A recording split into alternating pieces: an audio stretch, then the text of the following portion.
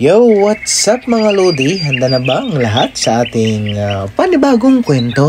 Woo! CDP natin ang nagtatagong likas yaman dito sa Tambak, Ligao City.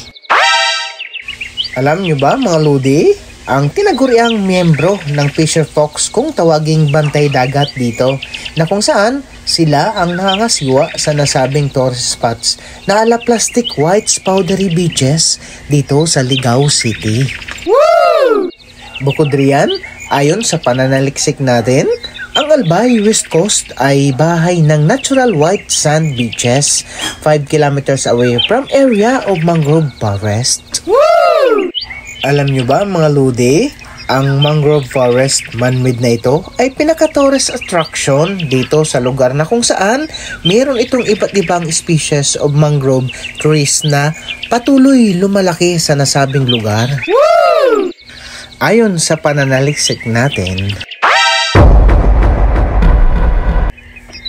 ayon sa nasabing lugar na nakikita nyo ngayon, ito ay ang tinatawag na Sitio Tambak ng Barangay Maunhon, Ligao City. Woo! Isa pa sa ikinaganda ng lugar na ito ay ang pinagmamalaki nilang mga preskong lamang dagat. Woo! Bukod riyan, ang Sitio Tambak ng Barangay Maunhon, Ligao City ay pinagpupugaran ng mga gandang beach resort dito.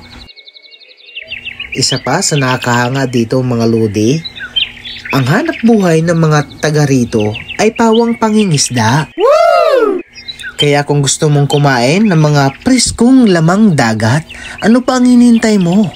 Puntahan mo na ang nasabing lugar na kung saan dito lang yan makikita. Woo! Oh, ano pang hinihintay mo? Hanap mo ba ang nakapag-relax na lugar na kung saan gusto mo mag-beach at makalanghap ng sariwang hangin?